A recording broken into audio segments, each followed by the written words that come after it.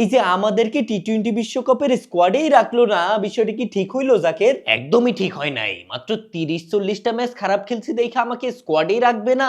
আমার মতো দেশসেরা ফিনিশারের প্রতি এটা একটা অন্যায়। তাহলে আমার কথাটা একবার ভাব, বিপিএল এর সবচাইতে দামি প্লেয়ার আমি, তার উপর ফর্মটাও ভালো যাচ্ছে, তারপরও আমাকে স্কোয়াডে রাখলো না। সেটাই তো, ফর্মে তো শান্তদাও আছে, সেই শান্তদাকে পর্যন্ত স্কোয়াডে রাখলো না। আমাকে রাখবে কোত্থেকে? আমি নিজেই তো স্কোয়াডে থাকবো না বলে দিছি। কি বলো শান্তদা, কেন?